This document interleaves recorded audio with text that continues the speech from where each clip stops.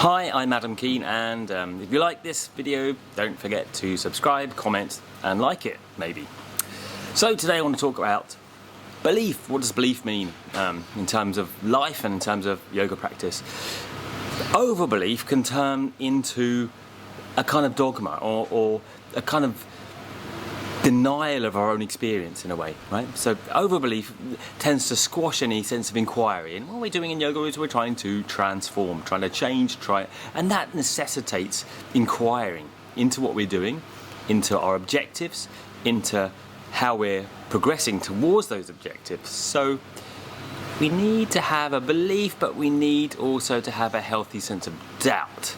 So it's how you do the both, really. But belief is fundamental, and Krishna indeed in the Bhagavad Gita says without belief the person is lost. So without faith the person is, can't do anything. Without some kind of belief we wouldn't get up in the morning. So belief is fundamental, but it also needs to be qualified by a healthy sense of doubt at the same time. But how do you walk the fine line? Stay tuned. At the end I will reveal all. Patanjali similarly says you need three things. You need Shraddha, faith, again he says. You need Virya, effort. And you need Smriti, memory or reflection. So this is very helpful in terms of defining belief. So first of all, you need belief, right? You need to have and let's call belief a sense of motivation, a sense of energy inside the body, really. If we go to its root level, it's really just a sense of positive energy in one direction, let's say. Yeah?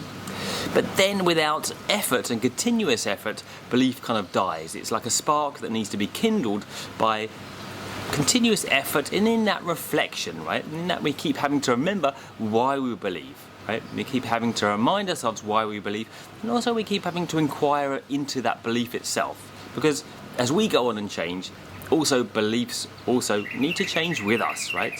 And what worked for a while doesn't necessarily work forever, and certain things in life make our beliefs, naturally they ought to affect our beliefs anyway, right? So belief is a tricky thing. We have to have it, but it also needs to be flexible. If we have too much of it, it becomes dogma. It becomes kind of denying the world in a way. If we have too little of it, it just becomes we can't do anything. We're racked by doubt. We can never find a straightforward course in life. And really the success in life is putting your energy into one place, right? Into one place, into one direction, right? And then the energy is strong. If you have a little beliefs, for example, going in lots of different directions, you don't have the same kind of energy as if your life has one fundamental kind of underlying intention, right? And also that finding that underlying fundamental intention in terms of belief, it's slightly a side point perhaps, but that can also then relate to and navigate all the smaller beliefs in everyday life, right? So finding the underlying belief that defines the whole thing can then give rise to practical daily life beliefs, right? I struggle to think of an example really, but the obvious, real example in yoga is, what do we ultimately believe we're doing with yoga? Well, we believe we're trying to transform, we believe we're trying to find a higher sense of self, some sense of value and goodness in self, right? Some sense of deeper understanding, of interconnection with others, and that can then give rise to daily smaller beliefs in how we operate in lives, right? So ultimately the belief has to be navigated by one general sense of belief, and hopefully that's beyond doubt. So I suppose the answer we arrive at with how to navigate doubt and belief and have both go together is the overarching, the fundamental belief is beyond the scope of doubt, but it's very general.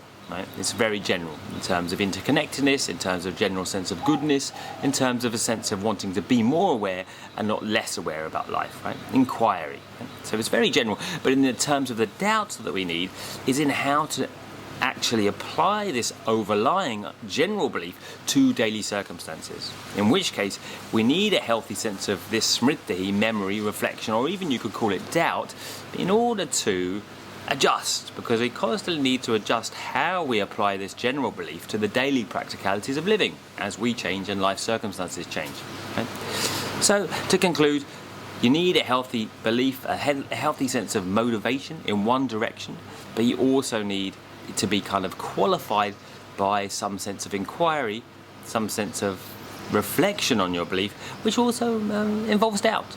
We can't get away from the fact that we also need to have a sense of doubt to know how we're doing, right? If we simply believed, we might be going in completely the wrong direction, right? So you need to have this kind of quality of suck it and see, in terms of a little bit of a healthy skepticism about what you're doing, in order to know whether you're still progressing in the right direction or whether you've gone down a cul-de-sac, or you've gone down a blind alley, right? Is your belief working for you, right?